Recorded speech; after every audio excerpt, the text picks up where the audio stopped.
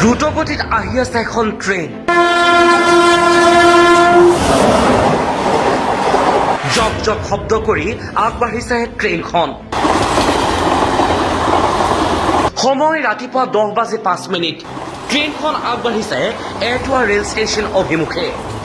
বন্ধ কৰি দিয়া হৈছে ইটোৰ পিছত সিটো ৰেলৱে ক্ৰছিং। কিন্তু সেই সময়ৰ এক ভয়ংকৰ দৃশ্যই এতিয়া সমগ্ৰ দেশতে আলোড়নৰ সৃষ্টি কৰিছে। ছ'চিয়েল মিডিয়াৰ জৰিয়তে ভাইৰেল হোৱা এই ভিডিঅ'টো এবাৰ আপুনিও ভালদৰে চাওক। বহুকেইগৰাকী লোক উপস্থিত হৈছে এই ৰেলৱে ক্ৰছিংটোত। এখন ৰেল লাহে লাহে পাৰ হৈছে।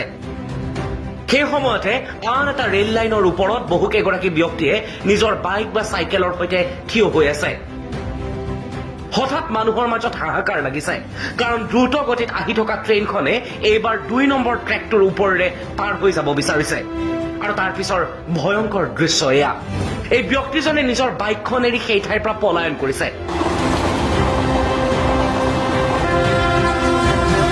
কিন্তু বাইকৰ মুখ এৰিব পৰা নাই আৰু সেইবাবে ৰেল লাইনৰ পৰা নিজৰ বাইকখন উদ্ধাৰ কৰিবলৈ চেষ্টা কৰিছে। কিন্তু বাইকখন উদ্ধাৰত যদি তেওঁ ব্যস্ত থাকিলেহেঁতেন কি পৰিস্থিতি হলহেঁতেন এই ভিডিঅ'টো এবাৰ ভালদৰে চাওক।